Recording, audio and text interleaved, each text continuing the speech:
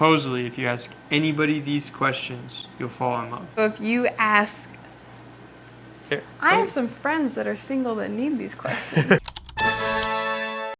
Tonight, me and Johnny are gonna put them to the test and see if we fall deeper in love or if it's just a hoax. Hopefully, since we're already in love, it won't make us fall out of love or put us in any situations that we don't want to be in. I don't know. There's 36 questions, and he has them broken up into 3 different levels. Up into the 3rd group, it gets more and more intimate and deep. Number 1. Given the choice of anyone in the world, whom would you want as a dinner guest? Honestly, probably my dad's grandma, Ella. Ella. Would you want to name one of our kids Ella? No. Okay. Mm-mm. What would you have dinner with? Jesus. Okay, if Jesus is on the table, 100% Jesus. Would you like to be famous, and in what way? Yeah, that's why we started a YouTube channel. And that's why Emily is on Instagram. Because we want to be famous. Because we want to That is a why that will carry you through the hardest of hearts. When people think about me, I want them to feel happy and inspired. I'd say the same. I want people to feel motivated to be better people, you know? Did you follow any of that? Huh? What? Actually? Just joking, I was listening. Before making a Can you hand me that blanket?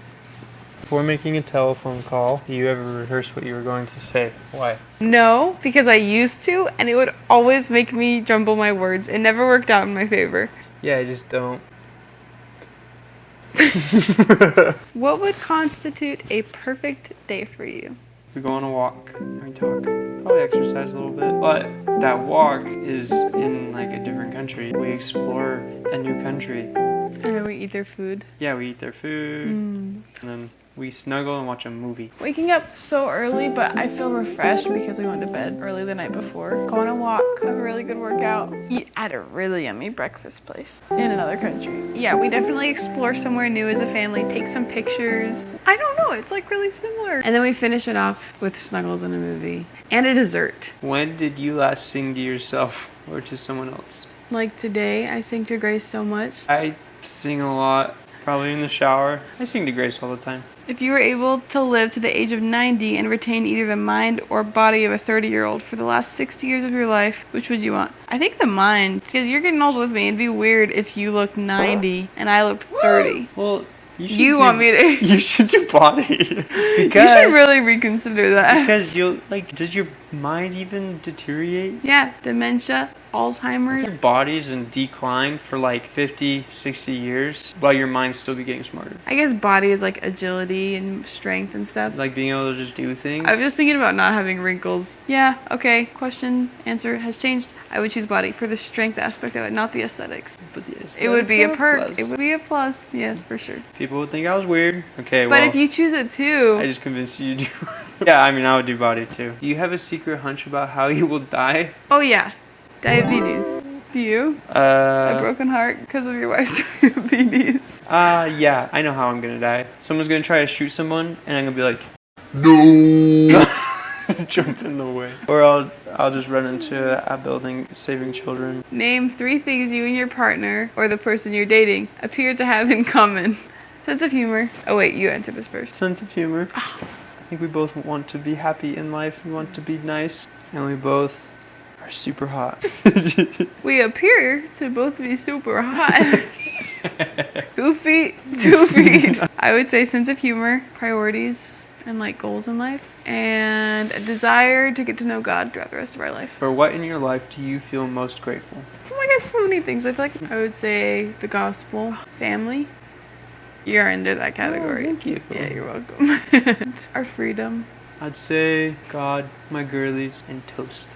I knew there was gonna be something like that thrown in there, but why toast and not chicken wings? Chicken wings are better. That's what I'm saying. I should do chicken wings instead. If you could change anything about the way you were raised, what would it be? Well, I think I compared sometimes when I was a kid. Found satisfaction in like being smarter than somebody. I would change how I was taught to question things, or to be taught to question things, because it's like, this is the way that it is. You don't question it, you're just 100% confident in it. But like, just being able to like, oh yeah, that could be true, or that might be true, but like, you don't have to be 100% about everything, and it's okay. It doesn't make you not smart. Take 4 minutes and tell your partner your life story in as much detail as possible.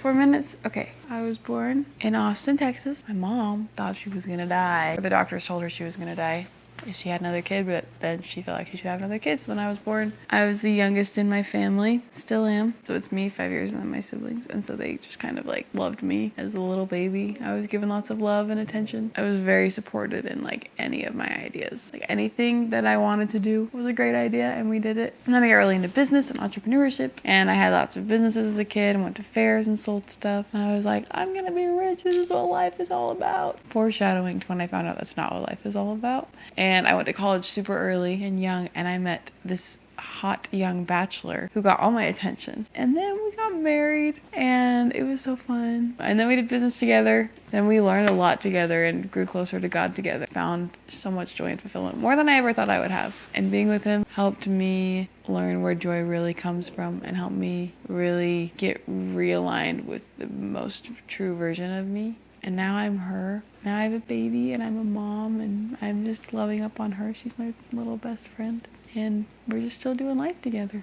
Okay, it's your turn. I was born 1998. You were born in the 1000s? I had 3 older sisters, and they loved me very much. They all wanted to marry me before they knew that that's not what you do. Freaky and weird. Basically grew up in Arizona. I liked my friends. It was hard for me when I moved to Texas, but I learned there's more to life than wanting to be popular in high school. Went to college. I went on a mission, and I loved it. And learned that life is meaningful when you try to look outside yourself. And then I met this person and slowly fell in love with that person. And then we got married. And then we lived an awesome life for about 4 years. Became a dad. That's and then I started telling this story about... Oh no. It's and then I started telling... song, and it goes on and on. If you could wake up tomorrow and have gained any one quality or ability, what would it be? 50,000 pounds. What? Of muscle. I don't know if I want that either. I want really good people skills, like ability to be more compassionate, more loving, able to comfort people better, and be able to be a better friend. That's good. If I could wake up with one new skill or ability tomorrow morning, it would be... perfect love. Yeah. Okay, we're entering phase 2. Oh my gosh, phase 2 is spicy. Ooh, I'm ready. If a crystal ball could tell you the truth about yourself, your life, if a crystal ball could tell I was like, who's Carissa Ball? Sorry, keep going. Are you falling in love with me? If a crystal ball could tell you the truth about yourself, your life, the future, or anything else, what would you want to know? Who was right that one time when we were on the walk, when we were like, when we die, when we get to heaven, we have to ask God who was right, because that's going to be our priority. No, let me think about this. Maybe like, what's the most important decision that I could make or habit I could develop to help my kids? Honestly, I kind of like it the way things are. I don't think I would ask to know anything. I like my life and I'm happy with the way things are. What about your past, though? Something about my past? Because it said if you could find out anything about your future, present, or past. Oh. That changes things. Yeah, who was right that one time? Yeah. Is there something that you've dreamed of doing for a long time, and why haven't you done it? Bali. Yeah, going to Bali. Probably because of the dollars it takes to get over there. Hopefully we'll go within the next year. That's the plan. We're saving up for it. Yeah. Yep. So Bali for me, because I know that's what you wanted. I want to go to Thailand. I think Thailand's going to be cooler. I want to go to both. Yeah, but both. Equally. But like Bali, Thailand. Yeah. Is the greatest accomplishment of your life. Grace. Yeah, delivering a healthy baby with pregnancy, diabetes. Impregnating my wife. For me, honestly, like I feel like I've been super consistent with Grace. Being there for her. I've like always prioritized her. There's like no regrets. Like I've done everything I've ever hoped I could do as a father so far. Oh, I think so too. What do you value most in a friendship? I know, but you go first. Love. Probably transparency. I would say someone who's confident and who reciprocates the energy put into the relationship. What is your most treasured memory? It's so hard because there's just so many like tiny little special ones, you know? Yeah. I think it was the day we had Grace. That was so special. Or like maybe when we brought her home. Or maybe I would say like 2 or 3 weeks into bringing her home, when we just laid in bed with her and we would just like stare at her face forever. And There's then that one time where she was just like looking at you, and you're like, hi, and then she like looked at me. Yeah. And I'm like, hi. Okay, probably for me it was just a random day where you were playing with Grace, music was playing, and then Grace was dancing, and I was just dancing with Grace. What is your most terrible memory? One day when I was really sick, I just got in a fight with my parents when I was a teenager. And like we all just made mistakes and said things that we regretted. I would say that week when I thought my mom was dying. Just recently. Yeah, that was really hard.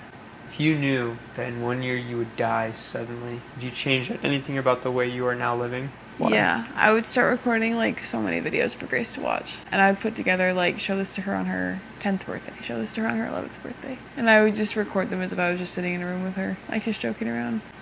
That is so sad. I don't want to think about that. A way to like still travel, spend some time with my family, we're gonna spend some time with your family. And then we're gonna want to go on a big trip. I like this question. What does friendship mean to you? Being what you hope others could be for you. Yeah, I would say being a support to someone you love and mourning with them and celebrating with them, being invested in them and their wins and their losses and just their life. Would you say that I'm your friend?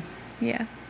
What roles do love and affection play in your life? You go first. Since dating you and being married to you, you show me a lot of love and affection, and it's increased my confidence in myself. But then I also think about the love and affection that Grace shows me, and that fulfills me so much as a mom. The affection that like Grace shows me, when she gives me hugs or smiles at me, that just makes me happy. Yeah. I feel like with you, it's like the meaning of my life, but also like you help me be able to like learn and grow. Did that answer the question? I think so. Hearing your answer actually did make me feel a little bit more in love with you. Alternate sharing something you'd consider a positive characteristic of your partner. Share a total of 5 items. The quality that you have is you are a hard worker. You're selfless because you're confident and you're not like needing to get approval. You're just trying to help people and very reliable. I think you're very proactive in like every sense of the word.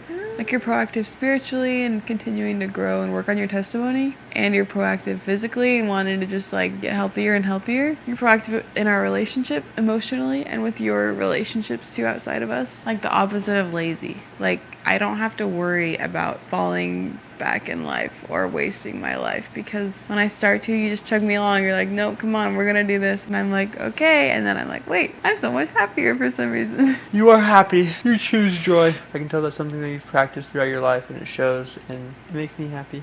Thanks.